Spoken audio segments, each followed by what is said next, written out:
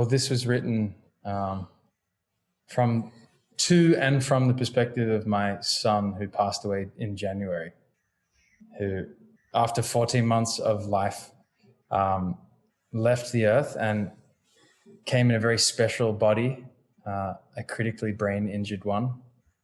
And the one thing he could do, no matter how little function he had, was use his voice. And he could communicate.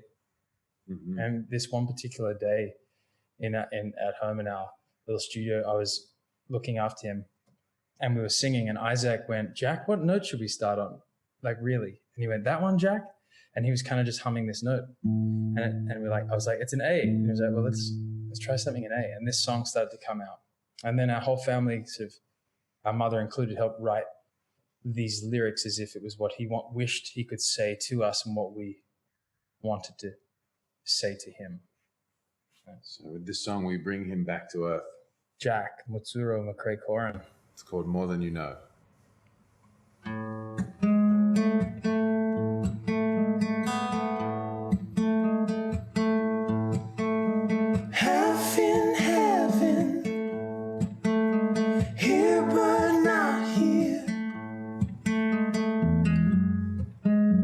Take my life instead. Smash my armor, rip my heart out. There's demons in my head.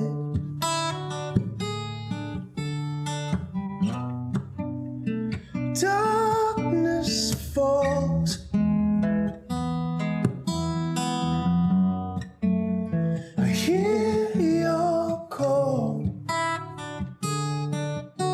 The sun will shine again.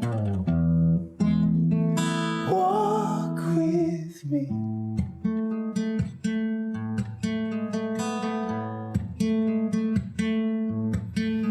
You can't see me, only feel me. Our love is deep and bold. Show no mercy, crush and nail me.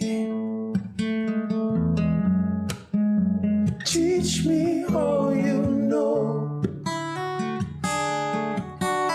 You're the mirror sent to show me.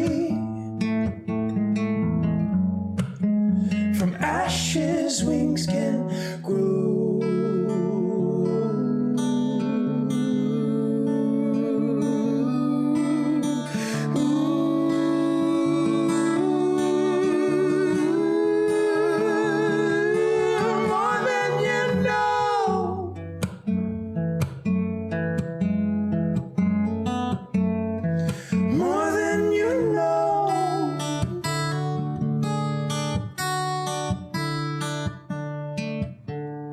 Your sword slashing, our concepts crashing,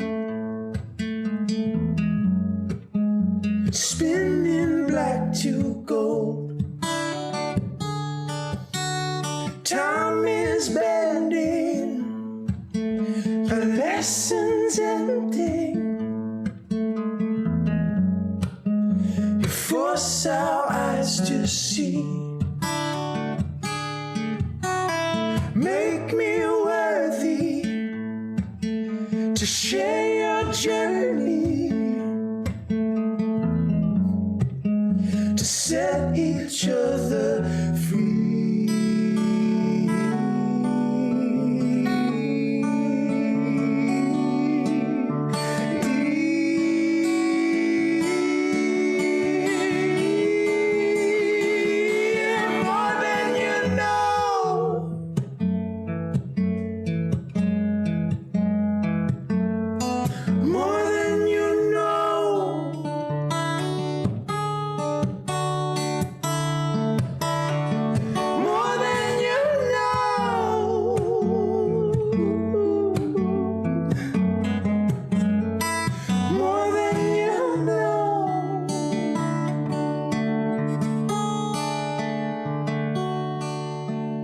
sound has meaning, desperate breathing. Your murmur questions like, how do I say I love you? Hey y'all, my name is Jessie Johnson, founder and CEO of Jessie Johnson Coaching. This is a 7-figure coaching and consulting business focusing on working with spiritual teachers, healers, and coaches in building 7-figure businesses. And everything we do here is a deep spiritual job. It's all about the inner work. And that has inspired me over the years to really study, what does success actually mean? Because we're all walking around with some wild ideas about it. And in this series, the Success Sessions, I talk with people who have taught me about success, who have helped me create my new term of success. And my guests today are no exception. Thorald and Isaac Koren are amazing brothers, the primary musicians and songwriters in a very successful band called The Kin. They have since shifted, and I met them not even a year ago, right at the beginning of COVID, right before it happened. They were my last new friends before COVID. And I met them at a meditation retreat where they got up on the stage and began singing without really much introduction. And I was just transported. I felt so called, like this is what I was here for. Not just at this meditation retreat, but on this planet, just to hear them sing. And I'm super excited for you to meet them and hear their story, because so much of what they have done really traverses various definitions, mainstream, popular, and personal, of success. So I think everybody's going to get a lot out of this interview. I invite you to set yourself up to receive deeply, open fully, and let yourself be taken on the ride with them. It's transcendental immediately. The songs that you write, the lyrics that you write, the way that your voices harmonize, it's like there's a transmission, and I couldn't give you a better introduction than having you play so that people can hear it and feel it. It's so strong. It's so strong. Thank you, Jessie. Oh, thank you. Yeah. It was the moment that we connected in the music that night, and just what you were giving back was just as transcendental for us, to be witnessed, to be seen, to be heard as a human being, let alone an artist.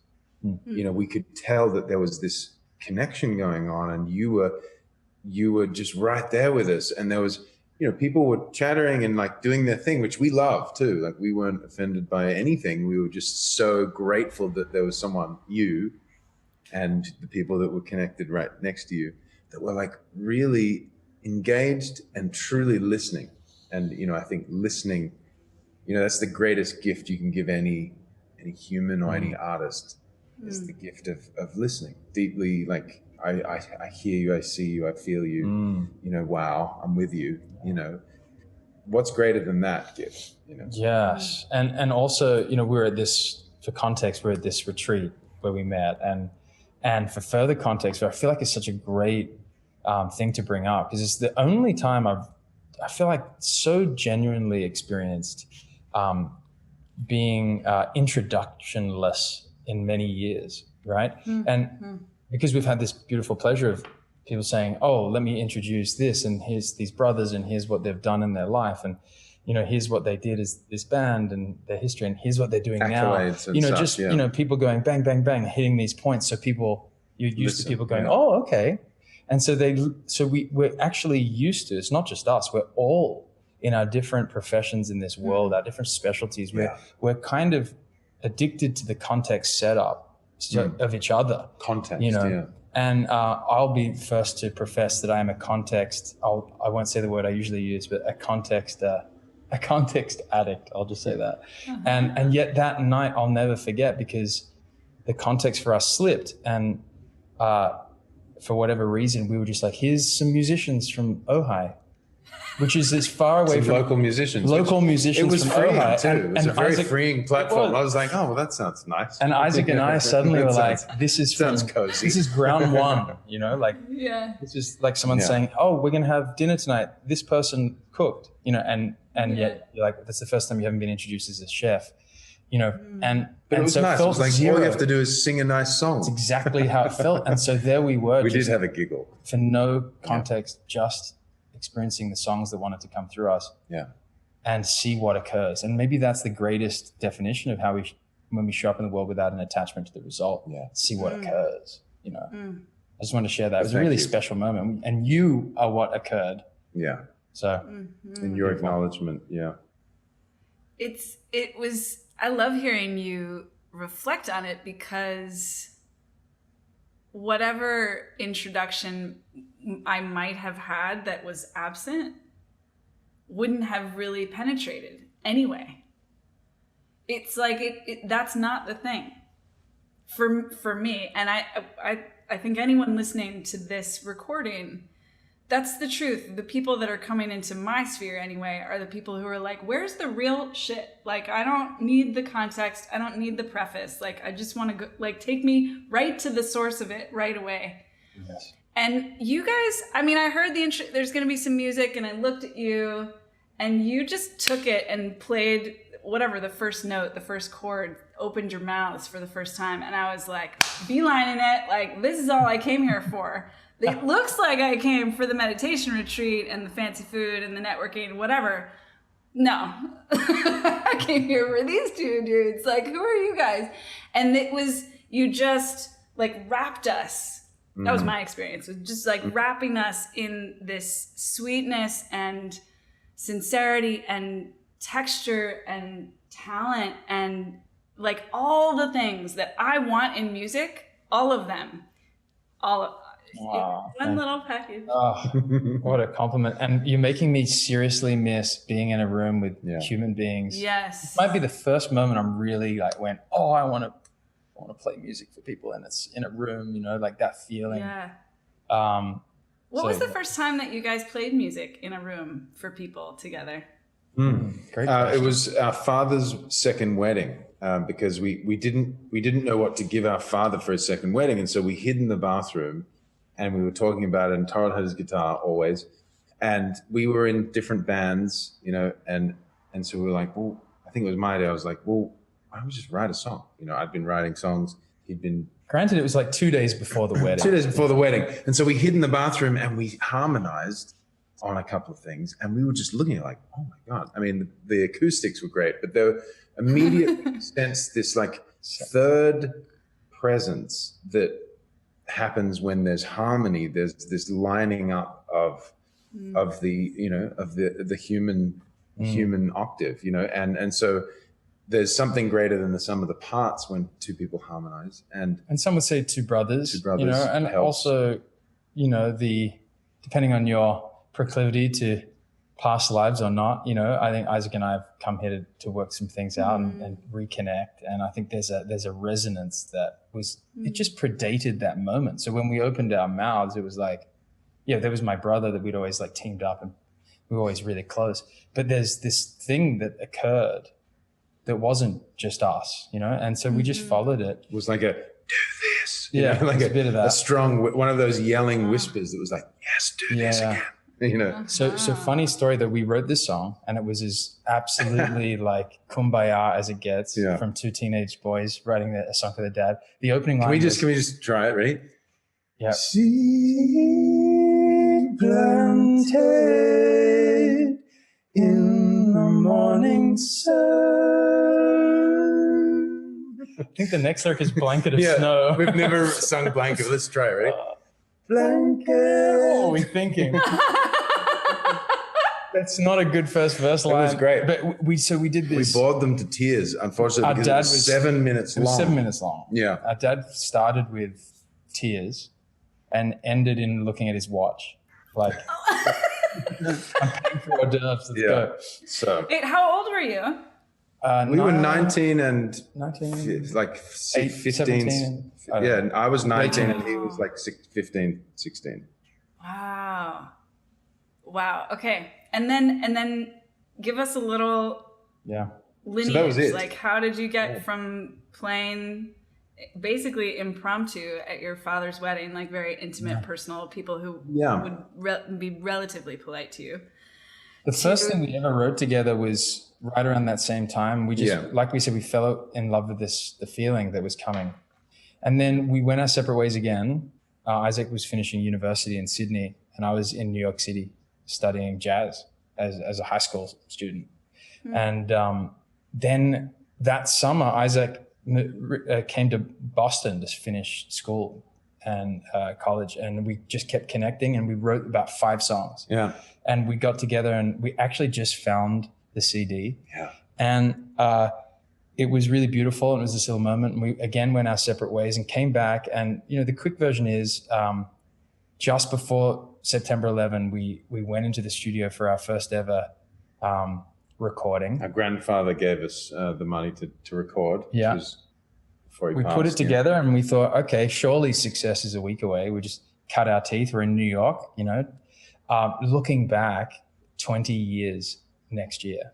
And we'll tell you about our plan, actually. We've told no one about our plan, so you're the first.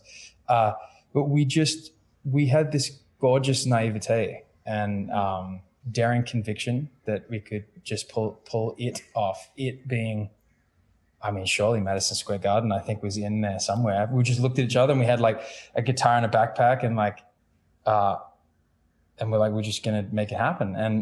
And I think, you know, any big dream does need a sense of conviction and naivete combined.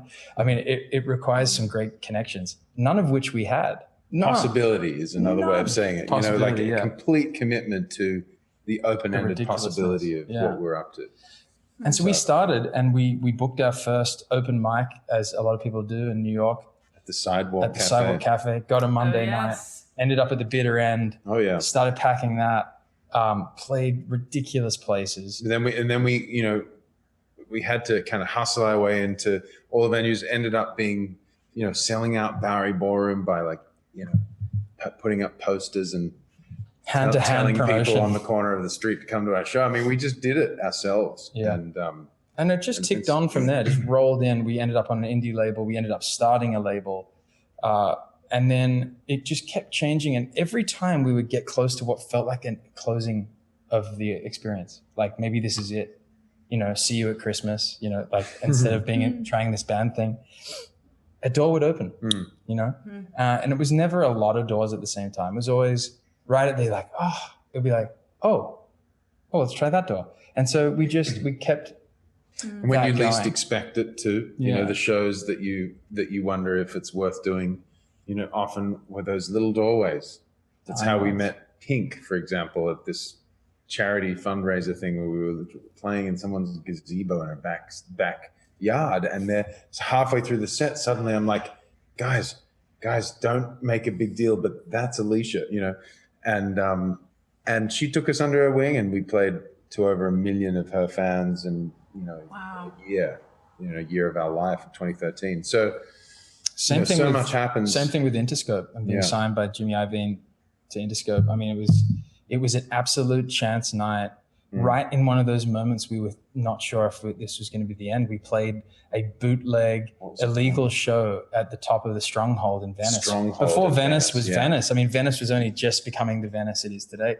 And it was like some of the coolest parties. And all of these incredible singer-songwriters were turning up and basically trying to get on this stage. And we had someone who gifted us a slot. And at about 11 p.m. we went and played this show. And some people, Jimmy Iovine's nephew, who's a dear friend of ours, was there and met us for lunch the next day. And the rest is history.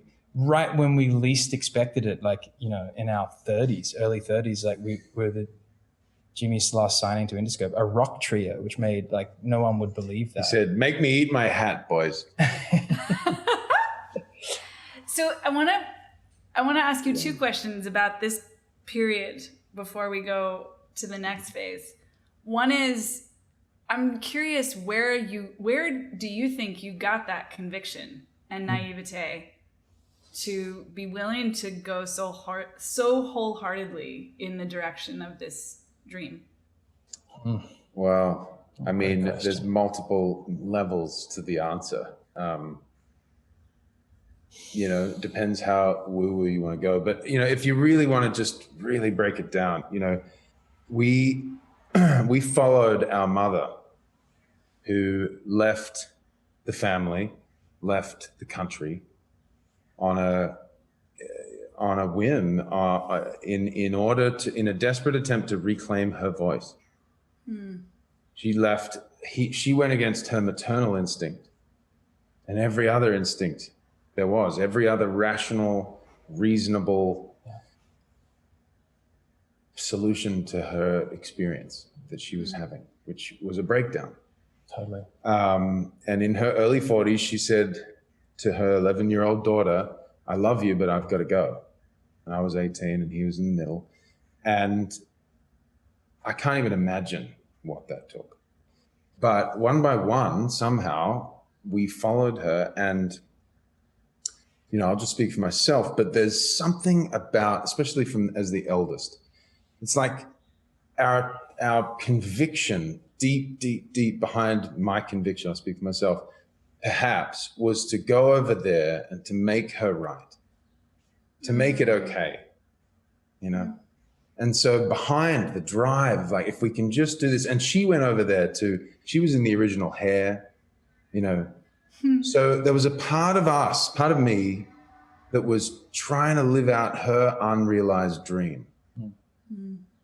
And it just goes to show, like, since I've done ancestral work, like, what other dreams that my ancestors have not lived out am I still trying to bring to the ground, you know, and ground that energy that feels unresolved, you know? And so when we put that kind of sword, because it was like almost a crusade of our own, you know, voice. It was like, I must make my voice heard, you know, that's kind of behind this, I want to be a rock star kind of thing, is like, I'm going to be heard and it's going to be loud, you know, and damn it. And, you know, watch me do it. Right. It's going to be radical. And like, how many times did you hear, you guys should be famous? I don't know what's going on. It's just, you know, and so after a while, it's like, suddenly you start to, you know, you start to kind of accrue everyone's kind of dreams and expectations and hopes. And so who knows what drives you by the end of it? But what we realized is that at the end of it, we couldn't hold it up anymore. You know, as the last door closed at Interscope and everything kind of fell to the ground a little bit with that, you know, what we were doing, we realized, you know, there's not enough of our conscious intention to drive this. So let's do something else, you know? And it was less conscious, actually, than it just happened to us, really, Jesse. Go ahead. I don't want to cut you off. I want to hear what you have to say. No. I mean, I think this is important. Go ahead. Okay. Well, I just wanted to add to what Isaac's saying and join him in, you know, there's something so simple when you really unpack conviction. It could either be just this desire and want and just this drive and just this passion, or it can also be because you're convicted, right? And we were convicted. It was we must. And I don't necessarily celebrate that, and I don't necessarily say everyone should have that feeling. But now looking back on it, it was as if we had a pact to bring the kin as far out into the world as we could. And looking back now, we didn't bring it as far as we wished. And yet it gave us every wound and every scar and every accolade and every gift that it had for us. And then right at the moment when we said, one of us or both of us said, this is not it anymore. And then we went, so where's that one open door that always opened through our 15, 20-year experience? No door opened for the kin. And we went and just waited. And then all of a sudden, this whole other thing called us. And which we'll talk about now. It was a calling. It's its own thing. However, I will say it's not a crusade. And so whilst we were convicted in our desire to be heard, seen, and be famous as artists, this is a mission that's different. It's a different, just as powerful passion call than the convicted crusader. Can you say more about that distinction? Yeah. What's the difference between the crusade and the mission? Not the form of it. I know the difference in that, but energetically. I would say it's under the energetically, motivations. Yeah. It's motivation based to me. But okay. You took a crack. Well, I was just going to say that the one felt like our idea, and nice. this one feels like it was requested of us, because we were in a standstill. It was this still point. It was this clearing where we weren't driving anymore. And suddenly, we'd gotten lost on this car ride and to a writing session. And in that moment of like confusion, we both had this download. It was similar to that moment with the wedding song. It was like something happened between us and we both were like, did you hear that? Yeah. And what it was what is now the songwriter's journey, this kind of like 10-step, or like it came out of a frustration of the kind of LA writing scene that we'd experienced at the time, which was get thrown into a room with someone who you don't know, and you talk about, what pop star you can write for that you don't know. And it just felt really disingenuous and unhuman and not fun for us. And so we both were like, are you not having fun? And we're like, oh, good. And we're not having fun. We relocated across the country to do it. So we really did look at each other, and Isaac had his son and I had my daughter on the way, and we're like, what are we doing? Like, did we really follow a gut feeling? And the gut feeling that brought us out here officially was really strong. It was, you're going to go and foster and nurture other voices to the forefront. What about the kin? We'll tell you about that later. Just start that, right? Don't do anything with the kin. Just let it be. And so out we came, and we're in that moment where we finally admitted to each other a few months in, like, this isn't it. Like, this is not our culture. This is not who we wish to be. We don't want to play another rat race game into the center of the music industry like this. So what do we want to do? And this idea, one car ride came to us, which was based on the premise, what if we became someone's brothers? What if we walked from inception through a series of stages we wish someone had guided us on to get to the heart of who they were, both as a singing voice, as a incredibly creative channel, and help them fall really deeply in love with the music that hits them, strikes them the hardest. And what if we got into the playground of them for multiple months prior to developing and helping them create and co-create song, long before we get into the studio? So we put it together as an idea. And we had no idea, like, this what if. It was more like, oh, how good would the song be, right? We had no idea, what if that person fell madly in love with themselves? We weren't even thinking on that level. No. We weren't even looking for the human result. We were still in this other result we thought we were looking for, which was, amazing songs. And hit songs in a career for this first-time artist. Yeah, we didn't know, the lens that we had was different. And our first ever person came 2 weeks after the first download. God bless her. And she requested us. She was a fan of the kin, and she said, do you ever develop like a young artist like me? I've never done it. And we're like, funny you should ask. So we put together this experience. And, this was partially birthed out of, I've been a coach since I was a teenager, and we've been mentoring people just unofficially. Isaac's always been mentoring and coaching people, just didn't wear a coach hat. And we're like, wait, we've been doing this. And so we started listing all the times we've done it. We've written for all these people's documentary films. And instead of using one of our songs, we would write in their words and end up at a lunch where they're crying and writing their first song ever. And then it becomes the end credits, and it goes, and suddenly we're at Cannes Film Festival with them. They fly us over to play it with them. We've been doing this, and we're suddenly like, we just need to officially do this. Mm-hmm. And so, like Isaac said, we gave it the name, The Songwriter's Journey. And like Isaac said, 5 people in, we looked at each other and went, this is humans. This is for voices from all walks of life. And here we are 5 or 6 years later meeting you, and we're still in the, we have a writer producer team in the music business, and we're not trying to make wrong the music business or kind of call it out anyway necessarily. Sometimes. Because, well, everyone has their own access to it, and we have our language, and so, but we're still actively in it. We just got off with our publisher, and so, but we get a certain thing from that, and we have a certain experience, and this feels so much more that's possible from experiencing people from all walks of life, where the end result isn't, I hope we get a good song from this. You know, it's, who am I? And how does song hold me in that? You know? And then, you know, there's this other thing that's so fascinating, Jesse, as you know, that when someone actually dives into who they are as a voice, as the music that moves them, and as a creative for the first time or again, when they put themselves in those songs and share them with others, it becomes like their purest magnets, because it's the exact songs that only they could have created and co-created with our help, that people go, oh, there you are. Oh, let me come close, because I'm attracted to the you that you are, not the you that you've been trying to be. And so we see it as a fractal, beautiful human technology in any business that you create, anything that you're up to, any team that you're in. Like, how do you show up fully as the you that you are and let people be magnetized to you, or move away from you, which is, you know, every great person is polarizing because that great person's being themselves, and we can't all be liked.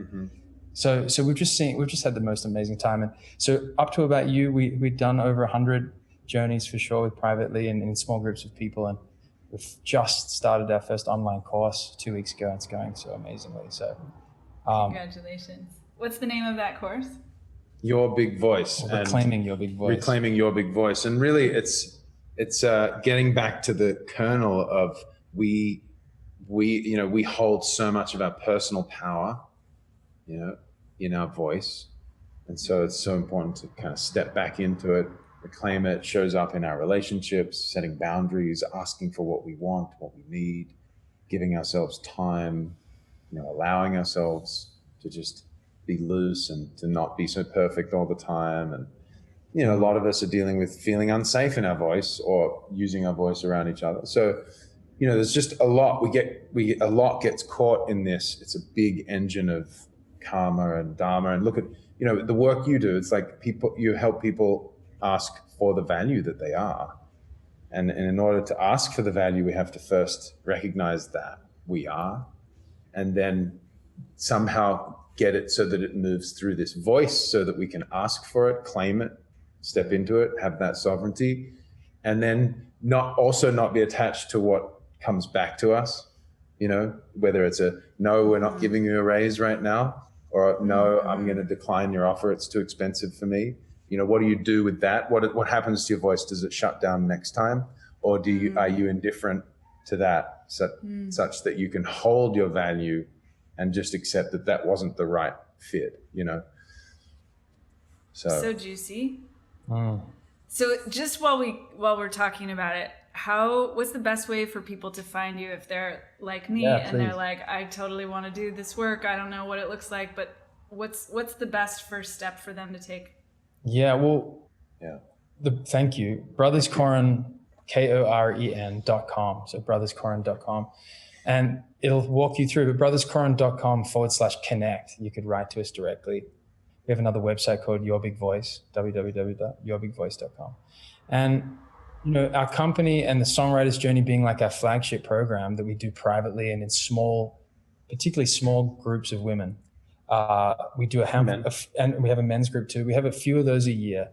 And like we get to work with you, which I'd love for you to share about, that we work privately with people into their busy lives. And we like to bring back, radical expression and creativity as a cup fill for them, not a to-do list item. It's not homework, it's play work. It's an opportunity to bring back that creative, expressive magic using song and music and voice as the medium. And the people that we get to work with are either wanting to awaken their power and connection to this vital, natural born instrument and their creativity, or they actually did hang up the dream. You know, at some point they left music to the wayside. They went and got a real job, or they heard what we call the small voices.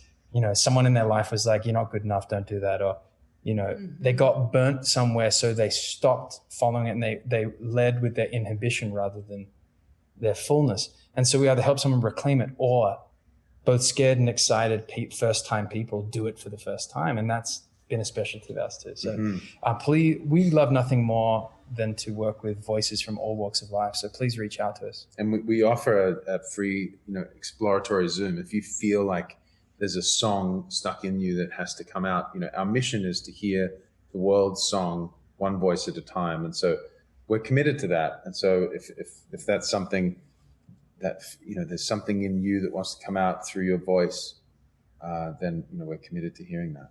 Yeah. I'm pretty tender. Like it feels very vulnerable to speak about my own experience. I think partly just because that's the nature of it, at least for me, this work with you guys. But I think also because we haven't completed it yet. So it's like, I haven't really told anyone and now I'm telling, okay, so there's that. But what I want to add is that this is the work that we have done so far has been radical, revolutionary. It's changed dramatically the direction of the way that I think about my work and the role of creativity in my business, which anything I'm about to say, I would have agreed with 8 months ago before I met you, but I wasn't living it. I hadn't taken it all the way. Mm-hmm. And just a couple weeks ago, we did our first virtual retreat under the title Fuck Faking It. That was so much inspired by our work and really leaning in this direction of like, no, really, actually, like whatever it is that I'm feeling, like there's something that wants to come through that. It's not just, I don't have to manage it. I don't have to table it. I can use it. I can use it now. Oh, if I use it now, actually someone else out there is like looking and hungry for that thing. Oh, it might be one person, but it's not just me. Yeah. And so the power of creativity, our creative life as part of our service, I do think when I was hearing you, Thorald, describe these kind of two different types of people, I'm definitely more the person that put music to the side. Mm. And I think in large part it was because I didn't believe that. I didn't believe that my music had value. I believed music had value. Mm. And I believed that my music was not particularly relevant to that value. And I think a lot of that comes from just like having trained for so many years in the classical world where there's a little bit of that truth. Like it's like first violin, fourth chair could be played by many, many different people and everybody's going to say, play basically the same part, wear basically the same clothes. It's like there is kind of that transmission in that world, which is what I was brought into. But I think I was also, I was waiting to be discovered. This is a story that I've talked a lot about in my business. Waiting to be chosen, waiting to be picked, waiting to be told, Jesse, you're good enough. Jesse, you have something special. Jesse, we want to hear you. Whether it was for the Olympics or an orchestra or a rock band, like I was waiting. And so I think that's why I asked you guys in the way that I did about your conviction in the beginning, because even though I hear your lens has shifted and the energy underneath it wasn't as mature as it is now, you had this thing that I was missing at a time in my life when I don't think it's good or bad. It's just I would have gone a very different direction had I had that. Had I had this conviction that I was here for more, that I had something to do, and that it was worth taking the risk. So it's something that I admire that about you in your old paradigm as much as in the new one. Thank you. Thank you. Thank you. Thank you. Thank you. And working with you guys makes me feel like I'm Rihanna. Like it makes me feel like I'm Beyonce. I feel like one of those like super famous rock stars who gets to have these incredible artists as talented and dedicated and sincere as you to write with and often for me. And I did not know that you guys have challenged me to receive more because it's uncomfortable to step into that level of worth and self-discovery. That to some extent, I think you guys have discovered me, but in another fundamental way, you've just held the container for me to discover myself and say, yeah, I think I do have something to say. I do have something to sing. I do have something that wants to come through. Well, Amen. Yes, hallelujah. And I wanted to add, just simply that, well, you are that amazing. You know what I mean? Firstly, that you are that magnificent, right? And so Isaac and I, because that's what we feel and see in you, we aim to hold a space around the magnificence that you are. And those ingredients were absolutely already here. Mm-hmm. And like, maybe that's why we need each other in different times. We need coaches and mentors and collaborators. And this is not a solo lone wolf in a cabin, making art or making a great business. It's mostly not that Hollywood old bullshit tale. It's mostly people that realize they need others to help hold a space with them as their magnificence comes to the surface. I really want to, I had that at some level, but you just took it to a new level of clarity. I think that actually, that's an even more true way of telling the story that I just told. It's that I didn't know how to do it on my own, and I thought I had to. And when I couldn't figure out how to do it on my own, I thought that meant that I wasn't meant to do it. And it never occurred to me. I just needed to ask. Yep. To request, to ask for help, meaning I'm looking for such is asking for help. It's not just like, I need help. It's like, I'm looking for this. And just to take it one step further, not only did you not have the help or ask for it, but you also had people around you in authority positions around music telling you that there was a way to be in order to be magnificent, which is the greatest lie when in around music and voice. The lies we have lived with, and whoever is listening, most of you will probably have still bought into this lie that singing and music is for some, not for anyone that wishes to have it come through them. And as someone who gets to have it come through them daily, it is that amazing. And Jesse, you know that, and Isaac, you know that. And that when it calls you, it needs to come from you. And there's never been a you, and that's not a cliche, it's truly real. Mm-hmm. And it's the narratives that also hold us back from not ever really investing or asking for help too. We will have to have another conversation. I think so. I think there's going to be more. That's what I feel that too. There's going to be different new things to share. Oh yeah. I want to ask you just like a couple. I know we have a hard stop, so I want to ask you a couple questions. You've touched on these, but I think it'll be really powerful to hear the synthesis through the lens of success to name this transformation. How did you define success when you were young, and how were you wrong? And I'll just tell you that the second question will be like, how are you defining success now? And I feel like you've answered this in the context of music in certain ways, like that it used to be about a hit song and now it's about a human. There's something you've spoken to in that. It used to be about the crusade and now it's about the mission. And I feel like there's something more, there's just more, and I want to hear from both of you. Wait, there's more. Go ahead. I don't know what words are about to come out, but I know this feeling really well. Success used to be something that I had to achieve, otherwise I had screwed something up. I had fucked something up. Success was something I had to achieve, otherwise I had failed myself, and others that had that told me I was special and this is what you need to do, otherwise you didn't make it. And these beautiful, weird, pervasive myths around music and the music business.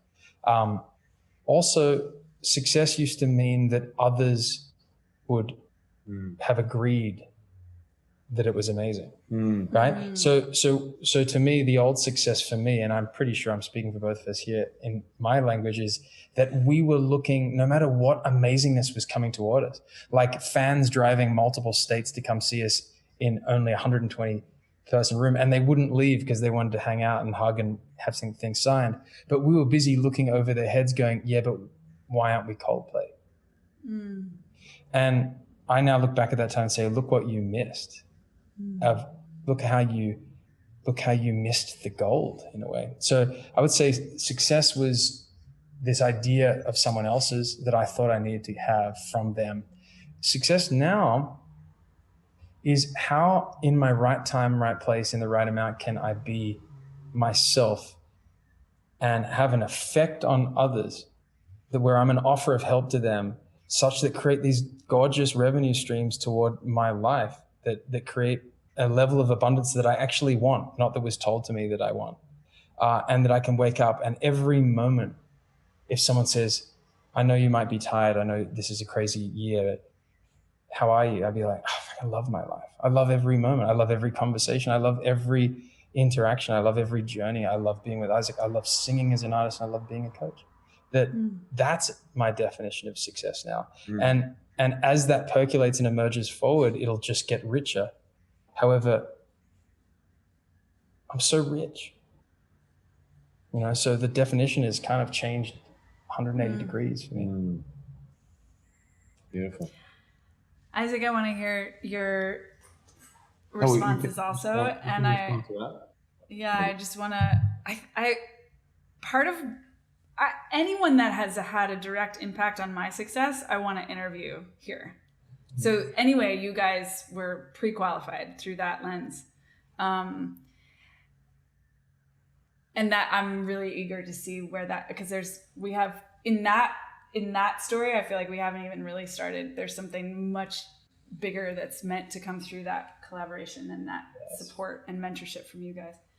But I think that part of the reason that I wanted you guys to come on also is because in some ways you have had a level of fame and success that a lot of my community wants. The fact that you toured with Pink and that all these famous people that are like household names in any house. It's kind of a radical thing. You've been touched by this level of material success that I think a lot of people are still holding on to, this hope that will happen to them. And I've heard you guys speak so much about this. I don't know that you've used the language fall from grace, but that's this kind of story that I have, that it's like, yeah, you kind of had that and it wasn't really what you wanted. And the experience and transformation and what's coming through you now, which I am so grateful that you have said yes to all the things that you've said yes to and no to all the things that you've said no to, so that you could be here in my life in this way. So I think I just want to emphasize that, that to hear you name your own fulfillment, your own alignment, to name money still, but on your terms, to the connection and relationships and joy in your music and in your service, like they're both service, but in your music making and in your music serving, that's really important for people to hear. Yeah. Well said. I'd love to hear you speak about value and success for you. Yeah, well, I definitely think that in our naivete and innocence, and also just in the culture of the music business, it's all based on that, those measurable markers of success, and we had them. Our goals were, we wanted to sell out the Barry Ballroom. We did that. We wanted to get our own tour bus. We did that. We wanted to play arenas. We did that. We wanted to get on Conan. We did that. We wanted to sign to a major label. That happened. And we kept going, well, okay, we dreamt these for years and it doesn't feel like we thought it would. So what I realized was that when we project some feeling onto an achievement and then expect that feeling to be there when we get there, then, as the Buddhists would say, we create suffering for ourselves.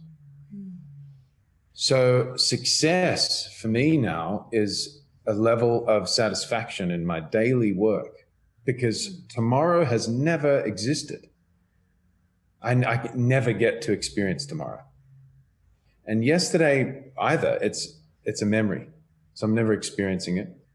So all I have is this. And so what is requesting me today, that calls my name, that truly sees me and hears me and says, here you go. Here's what I need from you today. Here's how you can make an impact. Here's how you can change the world. It's here. So success is my ability to be present today. Love that. Yeah. That's probably what I would say. That's what I have today. Write that down. I think that the piece that stands out to me listening to you, Isaac, is also about how fully spiritual you are. I don't know if you use that word, but like, I'm like, y'all are fucking spiritual teachers at the highest level. You use music, you use song, you use voice, you use creativity, but what you're doing is full-on spiritual transformation. You are spiritual leaders, spiritual teachers, spiritual healers, shamans, wizards.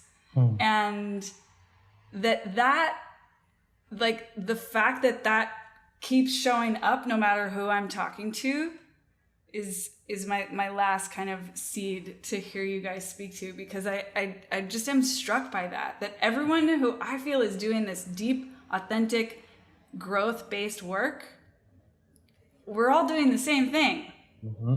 Teaching the same teachings. Yep. Different tools, different experiences, different exercises, but it's the same. Yeah. At the core. Yeah. It is. Yeah, I mean, spiritual work. We were born to hippie parents, ashram babies.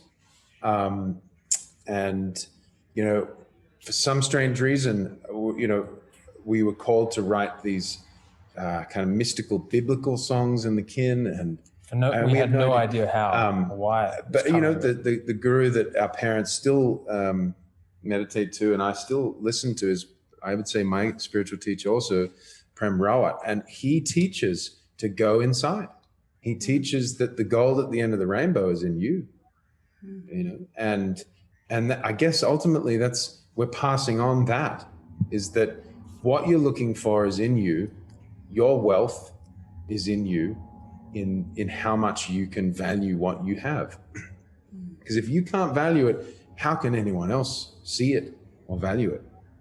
You know, so ultimately the gold is here, the alchemical gold, the mystical gold, the ancient gold, you know, is right here to be dug for and sieved. And it's going to be messy. It's going to be full of dirt. We're human, you know, so forgiveness and patience and compassion, like these are all the, you know, like the Buddhist teaching is also taught that, you know, the path, it's not through the ego self, but inward into the self, the you know, the ancient self, the self that's like God expressing itself and exploring itself. Like, wow, what is it like to be in this plane of experience?